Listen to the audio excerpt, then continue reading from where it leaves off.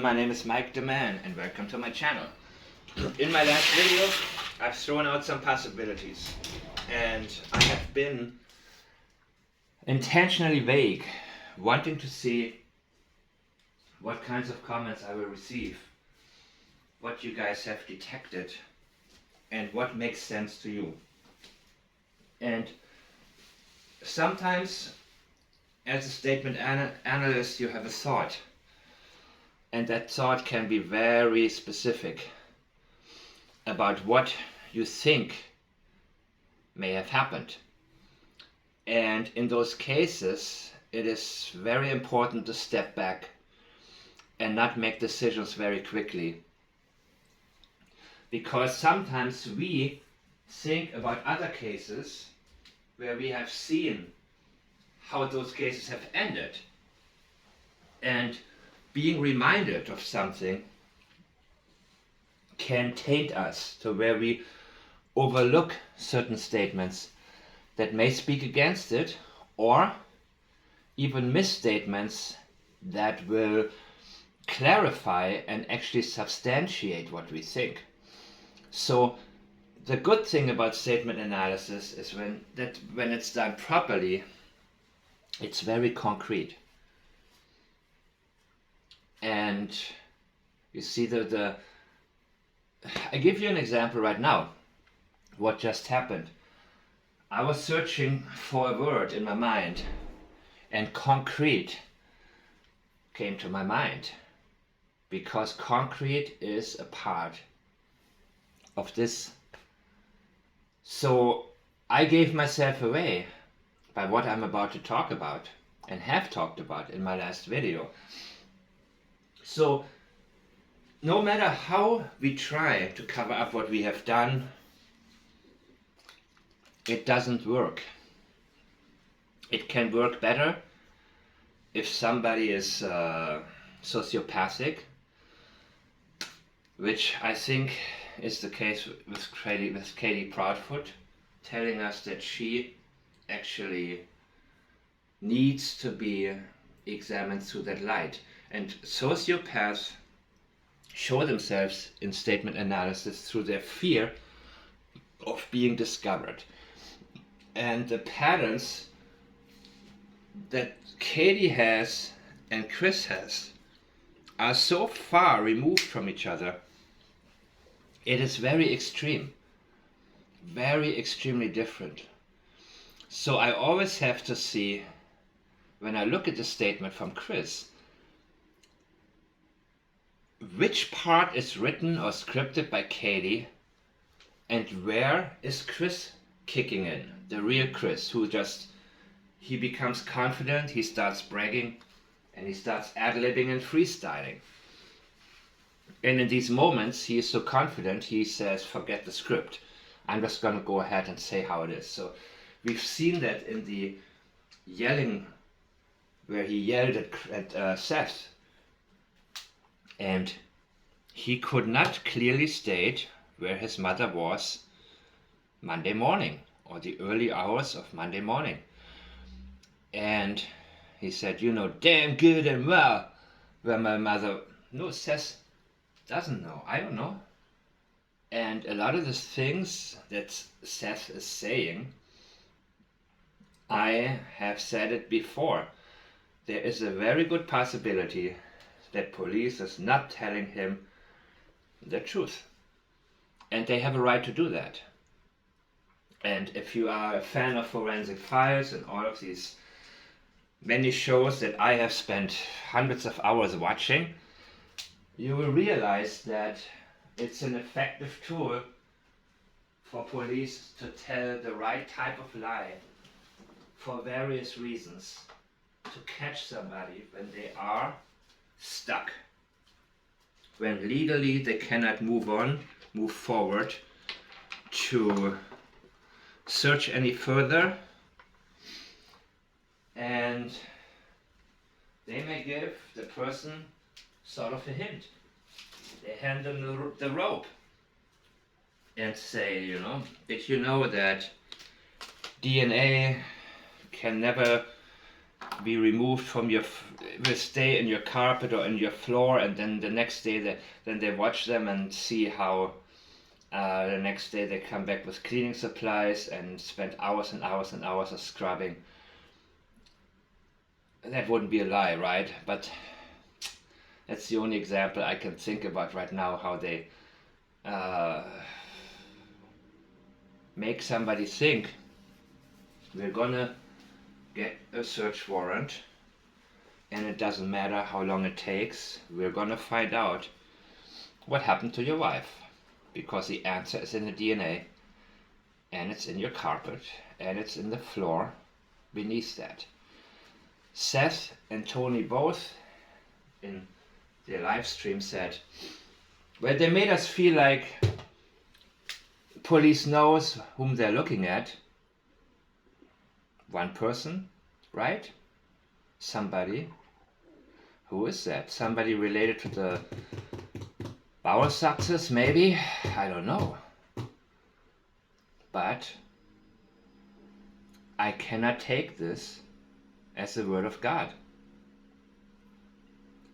And I have said it before, Seth is gullible and has been in the very beginning. And then he blew up at people, and now they're using that against him in order to make life after life, where all they do is bashing him. And I am never a fan of like, okay, I'll give you an example. When people want to sit somewhere and just talk and talk about politicians and talk and bash them, I'm always thinking like, no, that's not my style. Because you're talking about only one person.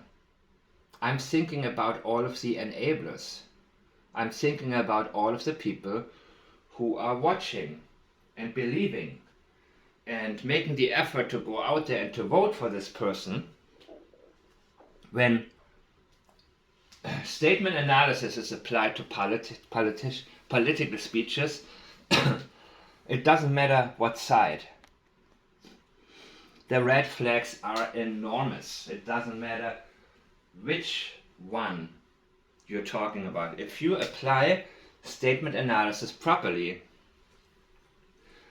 and I dare you to do this with somebody that you believe in who's in the public office, and chances are most people will say, okay, I'm done with the statement analysis crap, I don't want to hear this, because they have hope that this one person will fix a lot of things. But the issue is, well, Peter Hyatt also did a lot of that. And he also talked, well, I'm not going to, but politics is not something I'm going to get into, but I wanted to make sure people understand that deceptive language is very common in our world, and people lie all the time, especially about numbers. It is so common. When you think about a conversation you recently had with anybody where you didn't really feel comfortable and had to get out of there, chances are you picked up on a lot of red flags from a lot of people. And people often lie about things that are not even important. People just lie out of habit. And Norm Macdonald made a joke about that, where he talked about, why am I lying about this? It's not even a benefit. We are in the habit of doing it, and we grew up listening to lies and sometimes noticing deception from teachers or whoever was an authority figure. Kids can often see through that because kids are not yet tainted with the mass amount of deception acceptance, so to speak, where we are told, okay, this is just how it is, this is how people are, this is nothing to it, this is a good man. Yeah, kids have naturally what a lot of us have lost, but we can always get it back. So when somebody says, well, this is how people talk, there's nothing deceptive here, then my question is, who talks like that? When have you first heard somebody talk like this? Maybe in your childhood. Because a lot of the people I was taught in my childhood were good people, turns out later, not so. Especially now that we have Wikipedia, and when we're talking about people in the public eye especially, I think many of us just have a natural censor. Kids often feel very, very badly towards some person, maybe in your family or a neighbor or somebody, and all the grown-ups think this is an upstanding kind of person, but the kids are creeped out by that, by him. And there is a reason, because children, that is a part of our natural self-protective nature. We have an inner alarm system. And sometimes that inner alarm system can be turned off when we tell children who is a good person and who is not a good person. Then it becomes easier for predators to prey on children when they are confused. But I believe that children naturally can sense danger. So I'm always praising intuition as one of our greatest gifts, intuition to guide us. Statement analysis as the technique, which, by the way, statement analysis was first introduced by, oh my God, what's his name? An Israeli rabbi. You can look it up. And then it went into law enforcement in the United States. But it was an Israeli rabbi who first perfected the art, actually, came up with that concept. Now, whenever you have people that were the first to do something, it doesn't mean that we need to end it there. There's a lot more to learn on an every single day basis through examples, and your comments are very eye-opening to me. Many of them are very eye-opening to me, because what they do is highlight certain aspects of your own life or memories from your own life where you have seen, for example, somebody says, well, they're trying to tell me that I did this, and the embedded confession comes. And at the end it comes out that's exactly what the mother did to her son. Many examples I have seen, I have read from you guys, and some I have looked up. That, of course, was in reply to my video Embedded Confessions. Jerry McCain, John Ramsey, and Chris Proudfoot, side by side. And in the case of John Ramsey, well, okay, I'm not going to get into it again now here. But what I want to point out in this particular statement, this is a construction site, a retention pond, and the dogs hid there, and then they lost the trail. So, was there a spot a car could have parked and removed Sebastian? That's usually what is going on with dog tracking, that the dog has to follow a certain trail. So you don't give the dog a shoe of Sebastian's, have him sniff it, and then you drive him far away to an area where Sebastian could have been. No. The dog needs to follow a trail, a very specific trail that he picks up on. And that's what he did. He followed from Sebastian's house, Canine Max, to the retention pond at that construction site, and lost track there. So they drained the pond, there was nothing there. But that doesn't mean Sebastian wasn't there at one point. So it could have easily been that a car stopped there, or, I don't know, a car Driving slow, possibly. There could be a scent if it's not far from the house.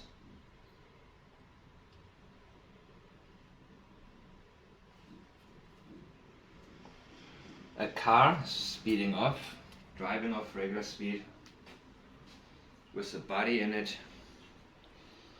The scent gets lost because he would be in a closed car and the car is driving off, and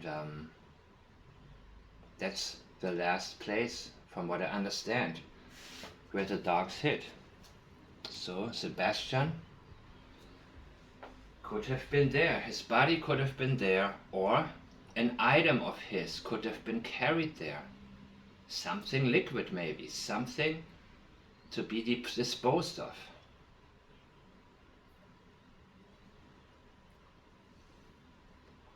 Maybe a bottle of pills. Somebody walked there and gotten rid of that, and maybe the dog picked up that scent of something that Sebastian had contact with. This statement is, of course, by itself even very alarming, but it doesn't necessarily mean that this statement gives us an insight on what exactly had happened. But Chris Proudfoot says, yes, I am confirming that the dogs had scent that led to the construction site. Yes, this is undisputed. Where exactly the trail led, which way the dog tracked it, I'm not sure. I have heard 4 different versions from Chris and haven't looked into that yet. But this is where the dogs went. Where that dog, he hit on the construction site. And that is very significant. And as I have said before, Canine Gator Jules has told me that there's a 95 to 97% accuracy rate in tracking dogs. And of course, human error is usually responsible for the few cases where there's an error. So Chris again goes to the case, goes to evidence. And telling you again and again that you have no evidence is also a form of gaslighting. Don't think because you don't know. We are not yet looking for evidence, people. At this point in the investigation, we are looking for traces and we are looking for signs.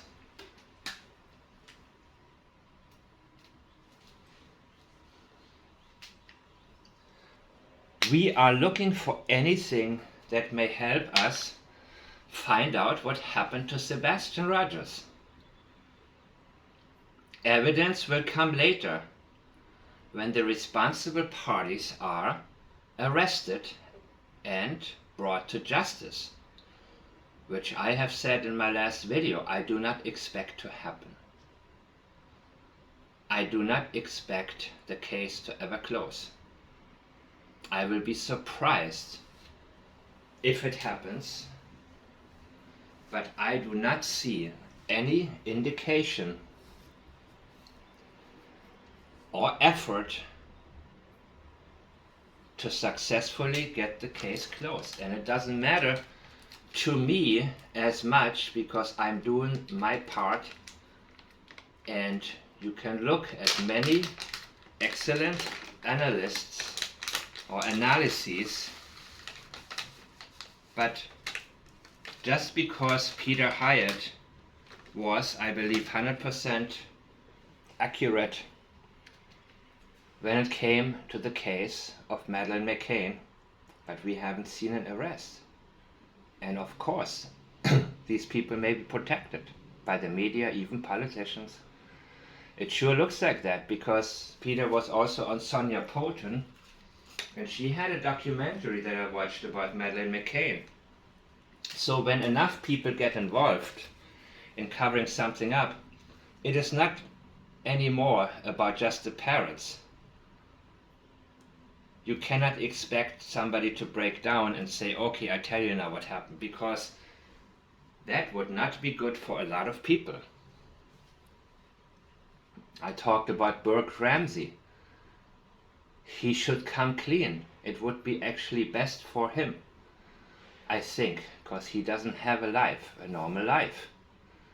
But then that will open the door to the cover-up, the staging, and all of this that could get his father into huge trouble. And his father, John Ramsey, said, now it's time to repair the image of our family. Yeah, right. Yeah, right. After an embedded confession, and Patsy credibly stating, I didn't do it, John Ramsey didn't do it, and there were 3 people in the house, saying Burke was asleep, but you could hear him in the background when she thought she hung up the phone with the police, saying, what did you find? John saying, we're not talking to you. Burke had overheard her talk about a ransom note to police, and he had no idea what she was talking about. So, no, I don't expect Burke to tell the truth or open up. At least not as long as his father is alive. And after that, his older half-siblings will probably make sure he doesn't.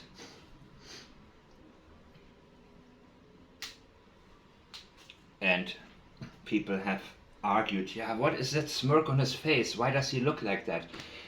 And again, the behavioral panel on all these shysters, okay, let me take this back.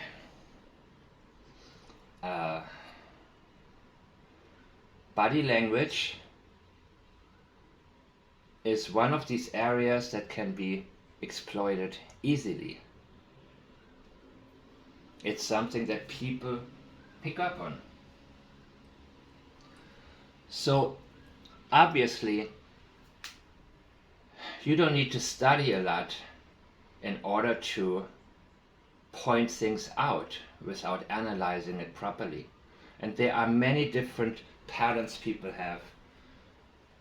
And duping delight is one of the most reliable parts when properly explored.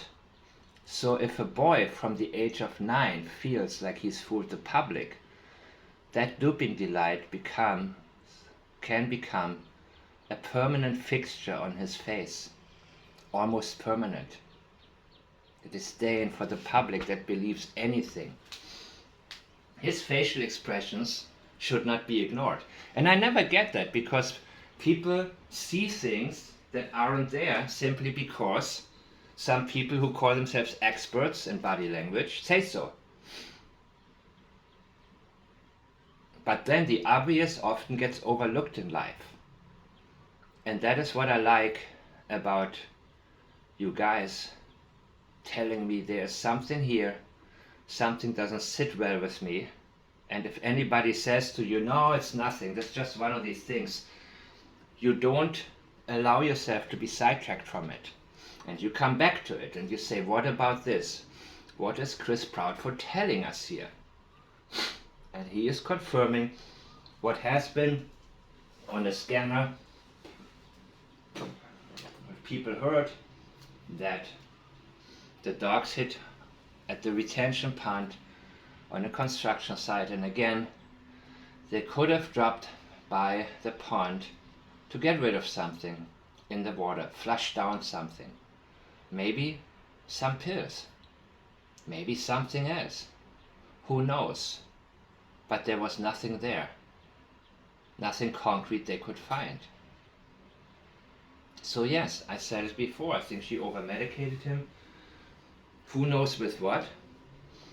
He fell out of bed, hit his head, and some of you say that wouldn't be premeditation. I thought it was, but it must have been premeditation. I am not going to.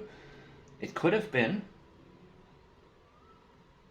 It could have been that there was premeditation, but an accident happened. And it's not an accident. It wouldn't be an accident if you over-medicate your child and your child falls out of bed and hits his face on the floor. That would be at least negligent homicide, right? So this is what the language indicates. And if some of you want to have a very fast solution, well, tune into some of these channels that all day long, where you have panels of people who all day long claim to know what happened without giving you any type of indicators. Just people guessing around. And the types of people that are in those lives over there all day long arguing, they're even in the lives of the people that they don't like or claim not to like, Illuminati or whatever their names are. And I looked at it one time and I was embarrassed to see some names that were some of the people that I had talked to on Twitter. And I thought, I be damned, that's what those people do for hours, just arguing in there. Those are not the people who are able to study anything related to criminology. They will never be good at it because they'll always be sidetracked, and they're not there to find Sebastian. They're there to argue. Because if you're interested, it's important to pinpoint what we know and then have this orbit of the things that are possible, and little by little dismissing the things that are not possible. So the orbit will get smaller, more compact, and then when we have the right statements or other evidence coming in, that's when we will be able to realize here is the nucleus. This is what we will be able to follow now. And the answer is somewhere within this smaller orbit now, this more compact circle of possibilities. With what we know being in the center, and that center becoming larger. That is the process. So, again,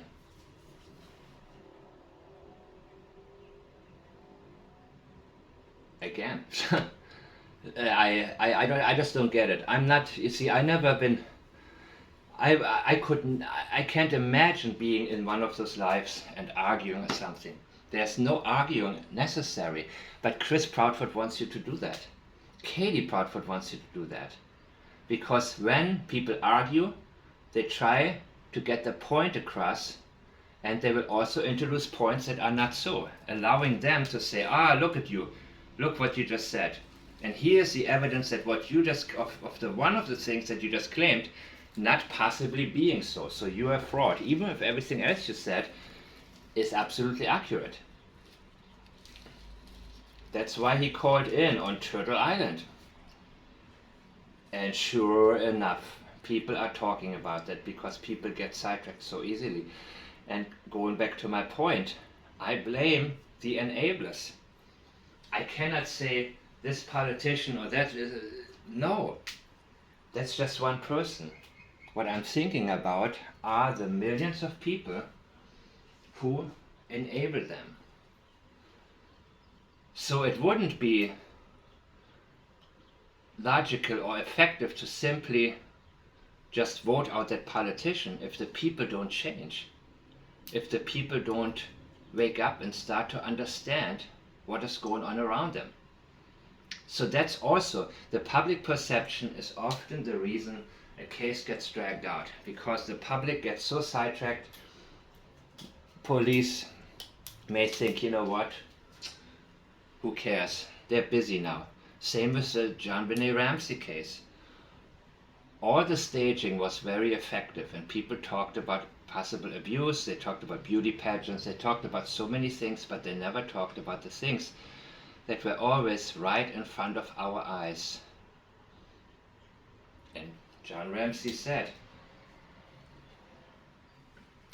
police agencies are saying that, and then the embedded confession came. Burke killed his sister, he says, his sister. He wants to indicate closeness between them. Not John Benet, not my daughter, his sister. That is what stands out to him. The severity of that, of somebody killing his own sister. And he cannot get into Burke's 9-year-old mind. By the way, all of this is my opinion only. Everybody's innocent until proven guilty. So he couldn't, to him, that is your sister, Burke. But he doesn't know. He didn't feel or relate to what I have previously stated, how things changed so abruptly from the moment this blonde-haired child was born, and the previously adored first child of Patsy became ignored because of Patsy's obsession.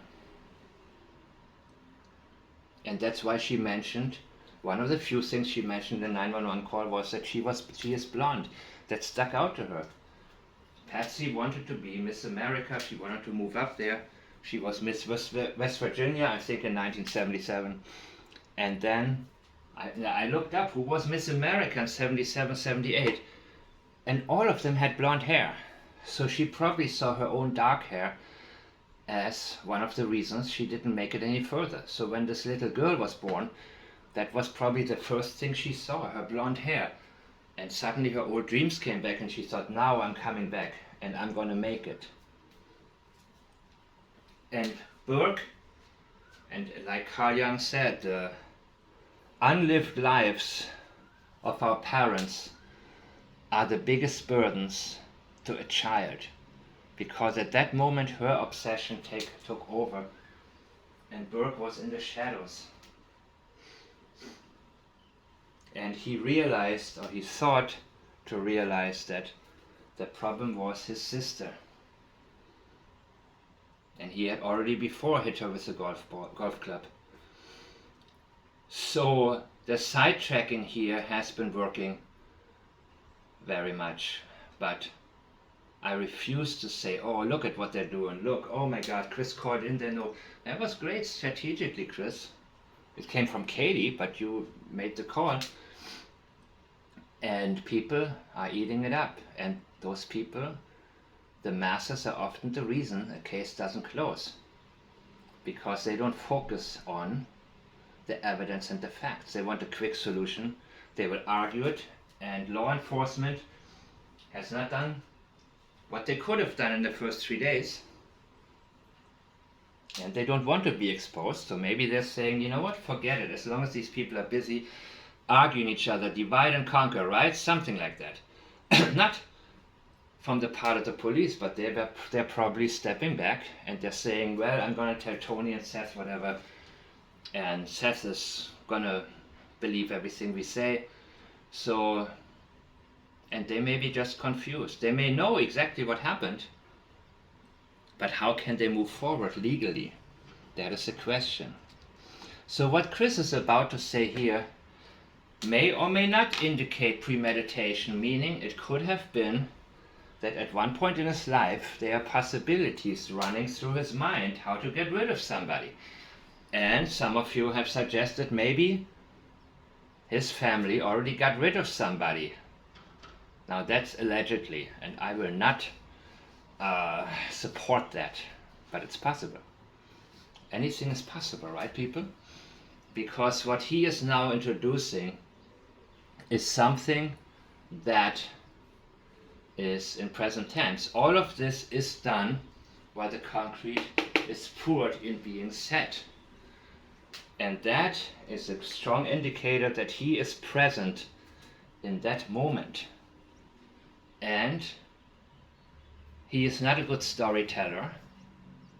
So when he tells things very well, It is often the case because he is able to relate something. Otherwise he has to think too much, and that doesn't work for him. Then he gets stuck, then he yells, whatever he does. So the patterns are very important, and the fact that he said through, that he misspelled throwing or threw Sebastian into a wet paved driveway, fresh paved driveway, that indicates to me this came from him. When you look at how his sister wrote, Melissa, the mistakes, that there is a Proudfoot style to write like that. And parts in Melissa's statement were pretty well written, so that might have been just Katie doing those parts. There is a big clash. And in Chris's language you can tell when the words don't fit, they're mispronounced. You can tell when he's scripted and when he isn't. So once again, Chris is telling you there's no evidence that reveals Sebastian was there, and reveals make previously unknown or secret information known to others. Sebastian was there, that's what it's telling me. He didn't say nothing indicates that Sebastian was there. Reveals. That's telling me that maybe the car with Sebastian in it was present at one point. But he says there is no evidence because the trail got lost. So he's telling you, na na na na na na, you got nothing. Once again, that is, he doesn't entertain any possibilities because he's not interested in finding Sebastian. It means he dismisses everything and points out what we cannot prove. We cannot prove that Sebastian was there. Of course we know the dogs hid there. And at one point he said it's 25% accuracy. That's a lie. Katie would not lie blatantly like that. Katie makes up stories around her lies because Katie knows that in order to sell a lie, if you want to make sure you don't get exposed, you create a story and repeat the lie in many different ways enough times so people accept it as a truth. They wear you out to where people say, okay, forget it, we'll never, who cares anyways. That's what a lot of people will say. And that is very effective. So that's why he's going on Turtle Island, because he's talking about something that has nothing to do with Sebastian. And a lot of people, they don't understand. All you have to do is tune out any channel that has this kind of nonsense on, so you can focus on what's important. And I'm listening to Sweetie Pie Low, that's who I'm listening to, because there is an intention to find out what happened. So people think out loud in the chat there, and sometimes it's wrong. Some people know more than others, but sometimes, okay, there's something here. I didn't know that. Let me look this up. So that is very important to me as well, to be able to see what is surrounding the case. Very helpful. So he's telling you there are no signs. Well, that's a lie. But let's go back.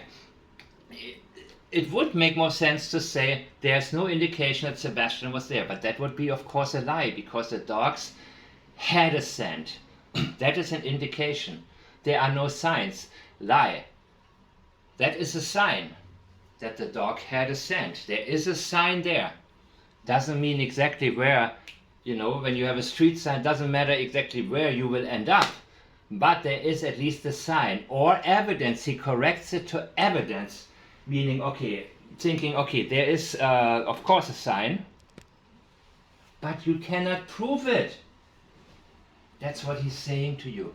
You cannot prove it. Doesn't matter. Okay, sign, yeah. Okay, never mind. No evidence. You cannot prove anything. reveals, that suggests Sebastian was actually there. Could have been in the car, could have been...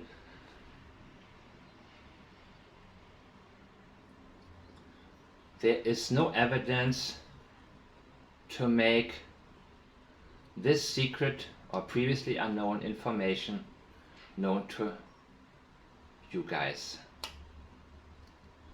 Please keep in mind that dog tracking isn't as credible as you think. Well, statistically it's proven that it's highly credible. Katie Proudfoot doesn't state blatant lies. She's actually, as a sociopath, extremely scared and careful with saying anything that could easily be disproven. She will create a story about a lie, around a lie, so much. Not just say he walked out of the house, but she will create a story for Melissa, saying, you know, maybe he went into a car, he fell asleep in the back, that person went to work, so a big storyline. And people focus often on the storyline and forget, wait a minute, who says he walked out of the house? She was asleep. And there were no cameras. How does she know? You see? Because she's very meticulous and careful, and she understands how easy people are being influenced and manipulated. She knows that. And to make up a blatant lie, well, only 25% accuracy in dog tracking, that's the typical Proudfoot lie. He has a habit of just saying the dumbest things with the highest level of confidence. And when you catch him, he is yelling. That's how he survives. When you only look at his statements, you think, how does a guy like this survive in the wild or in society? But when we heard how he was yelling at Seth, then we realize how from the beginning intimidation was his tactic. He doesn't rely on his intellect that he doesn't have, and probably from childhood on learned, developed a pattern. You know what? He was probably bigger than most kids, knew how to fight, and people didn't challenge him. Now he is being challenged more than ever, and he cannot handle it. It's pure hell. Now he's crying. He's like that bully that suddenly gets bullied back, and it's not bullying, it's just that the obvious is being held in front of his face like a mirror. No, you're not going to get away with this. You're not going to talk yourself out of it. And he can't understand why something that worked throughout his whole life suddenly doesn't work anymore. He's at the end of his wisdom, but he still has Katie to script him, right? So please keep in mind that dog tracking isn't as credible. Credible, credites, Latin for believe, to believe. This is not a matter of belief. You believe a witness. A witness can be credible or not credible. But 95 to 97% accuracy in tracking dogs. So again, he is trying, on top of telling you you have no evidence, he's trying to gaslight and be dismissive and say, no, you guys just, again, wrong, you don't know. He's always telling you you don't know because he does know what happened.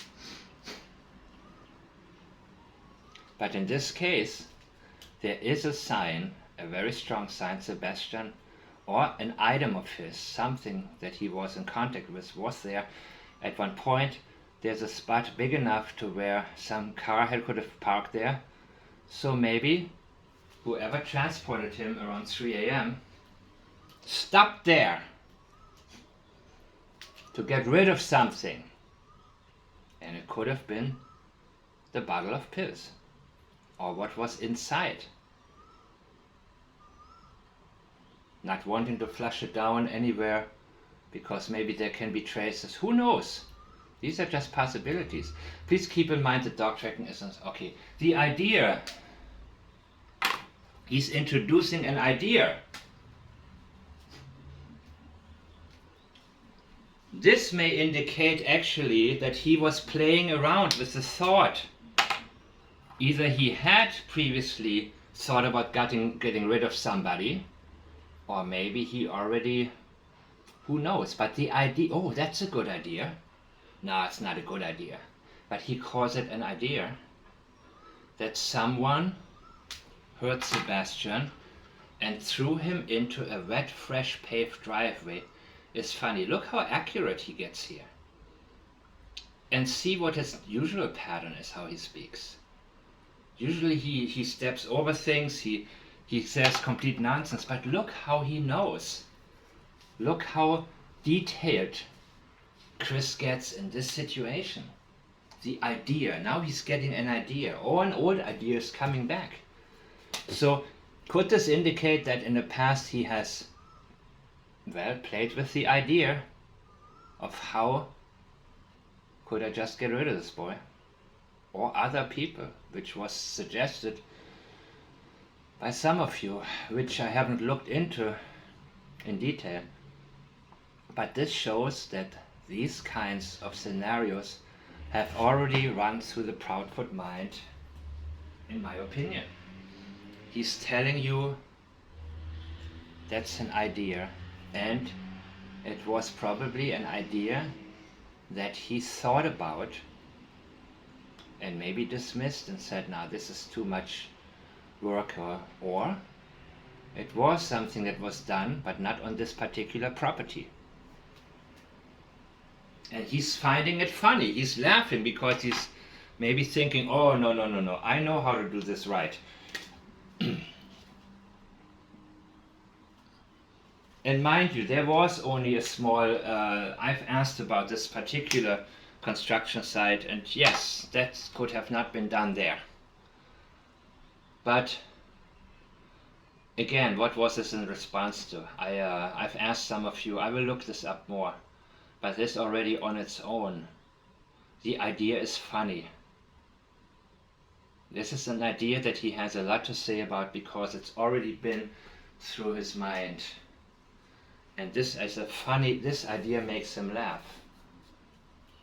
It's not a good idea about this construction site because there's not enough space to put a body in and hide it, maybe.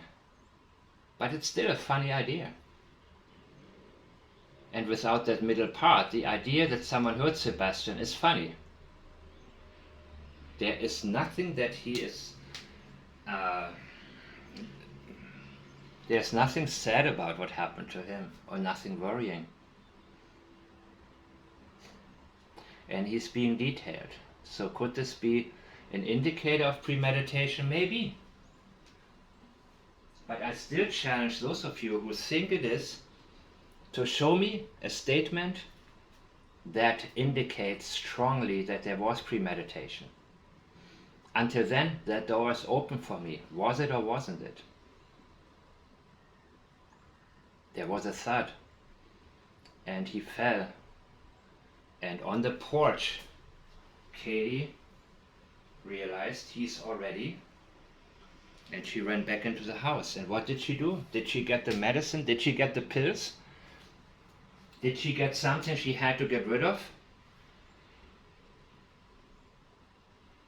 What was her original plan? Why did she have to run back into the house?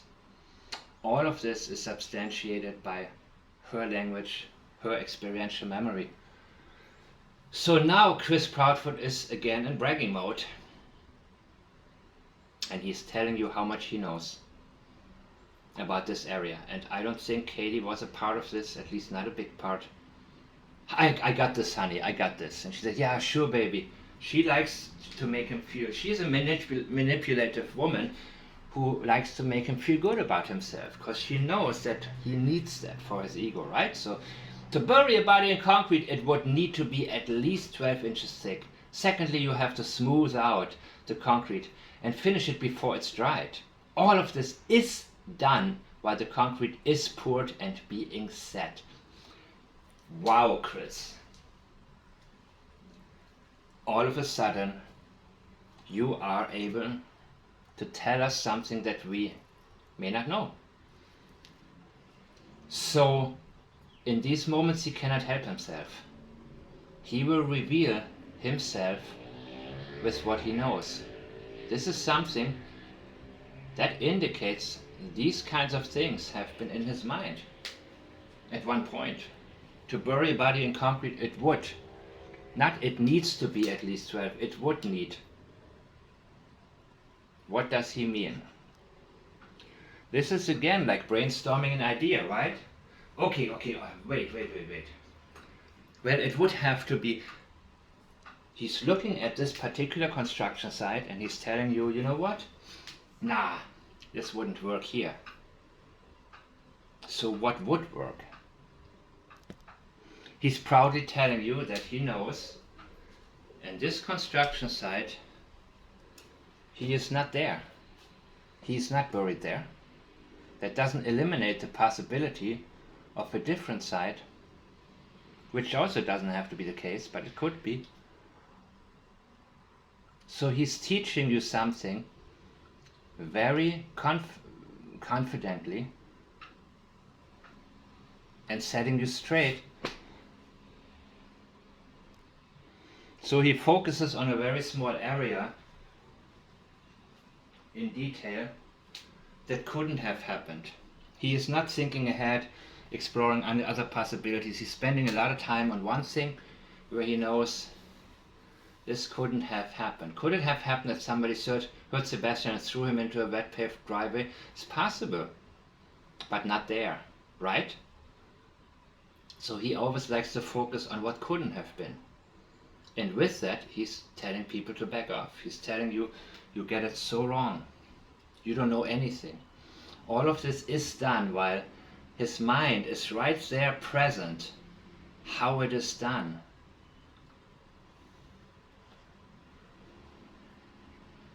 And what does this indicate?